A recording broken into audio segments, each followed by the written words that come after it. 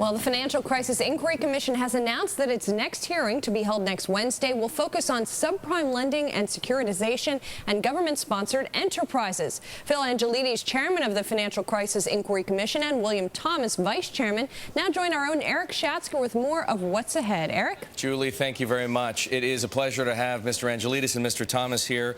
Gentlemen, the commission has been up and running for just about 6 months.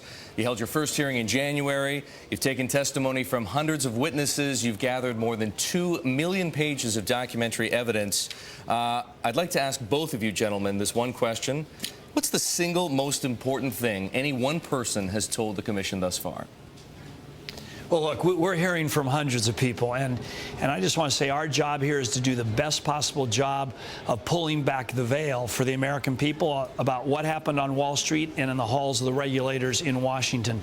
And we're learning a lot in this, and we hope that we can impart that to the American people, but we're early in this investigation. Mr. Vice Chairman. Erik, if there was one thing, we wouldn't be a commission and we wouldn't have had the problems that we had. That's the difficulty. There's just so many aspects in so many different areas of not only the private sector financial, but also in terms of government and regulation. So it's a never-ending, surprising story every time we turn the page. Well, perhaps I had to phrase the question this way. We were shocked, all of us, I think, and probably, maybe not so much you gentlemen, but we were shocked by the revelations in the Lehman Bankruptcy Examiner's report.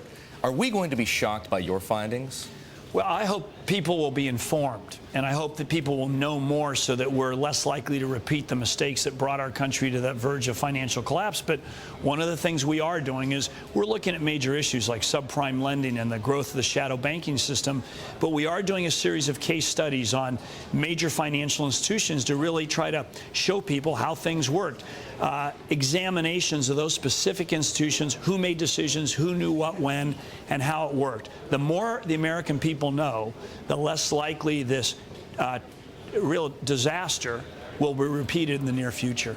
And part of the problem is that people don't speak in plain terms. We just got introduced as holding a hearing with GSEs. I mean, what are GSEs? All of this verbiage is used to a certain extent to keep people ignorant. One of our jobs, I think, is to explain as reasonably and easily as we can so that people don't have to listen to people who want to make it confusing so they seem more knowledgeable and have ability. That's one of the big failures, both for government and for the private sector, to explain to someone who's living in a house who they had a decent mortgage with and that they were paying the bills and it's now in foreclosure. Why me? Well, and I just want to add, I think Mr. Thomas makes a good point. The more people understand, and I'm not going to say dumb down, but if it's made clear, that'll lead to much better decisions. So, for example, in subprime lending, we're going to follow what happened from the time that loan was made to the time it was sold to a financial institution, to the time it was bundled, to the time it was sold to investors. Follow the trail. Mr. Chairman, to Mr. Thomas's point, going back to your very first public hearing, which was held in January, Goldman Sachs CEO Lloyd Blankfein became very defensive very quickly, and we heard a lot of jargon from him, including a lot about counterparties. Why do you think he became so defensive so quickly? Were your questions that aggressive? Well, I can't speak for him, and here's my view. We were appointed by the Congress of the United States to ask tough questions on behalf of the American people. This is the one public forum that Americans are going to have to try to understand what happened. And so it's our job to ask tough but fair questions of everyone who comes before us. And by the way, we're going to be equal opportunity questioners. So I'll let people make their own judgments about how people respond, but I know what our job is. Well, having been in Congress for 28 years and the chairman of a committee and held a lot of hearings, I don't expect a lot out of committees. Why would you or anyone else be surprised for someone making hundreds of millions of dollars that they don't have the best coaches available in terms of the technique they're supposed to take? What I got out of those hearings is they said, yes, they would be willing to answer follow-up questions. It's what we do in the off-camera slogging to get the story that will be most important to us and, frankly, most useful to the American people. Gentlemen, in this next round of hearings coming up next week, you are going to be questioning Charles Prince, the former CEO of Citigroup, Bob Rubin, the former executive chairman of Citigroup, if I've got his title correct.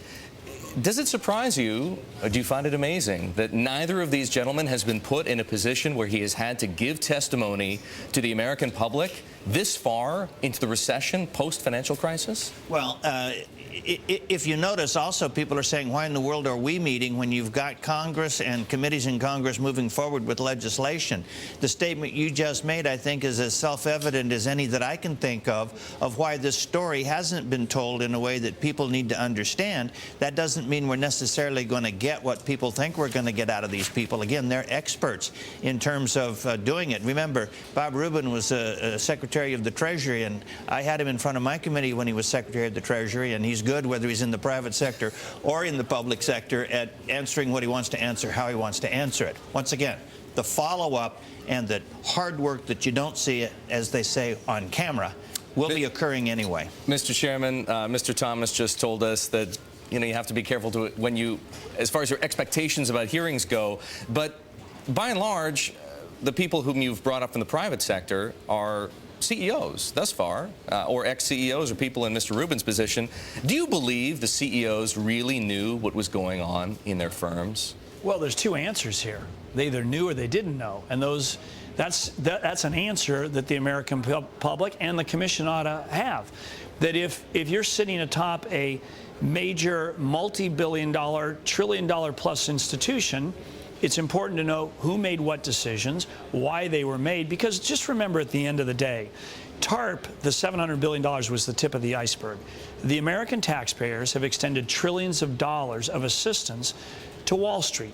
So it's important to know who knew what, how decisions were made, and like I said, there's two answers. Let people make their own judgment about whether CEOs should have known or shouldn't have known. Not so much whether they should have known, did they know? Well, I mean, in your experience, did they know? CEO is a chief executive officer. If they're getting paid like the top executive in the structure, then they either should know or they have people available to inform them. Are you telling me that after these situations they didn't meet and have a debrief as to what happened? The question is, how do you get it out of them? Who do you expect to hear more from? We've only got about 30 seconds. Learn more from CEOs or ex-CEOs like Mr. Rubin, or people like Howie Hubler, who lost $9.5 billion for Morgan Stanley as a trader. We're going to call people at all levels. People who sat on the trading desk, people who are heading the investment divisions, the risk divisions, all the way from toe to head and head to toe. The answer is it's a mosaic, and if you're only looking at one piece, you aren't seeing the artwork. You've got to look at all the mosaic. Gentlemen, we look forward to the results of your inquiry. That was Phil Angelides and William Thomas of the Financial Crisis Inquiry Commission. Mark, Julie, back to you.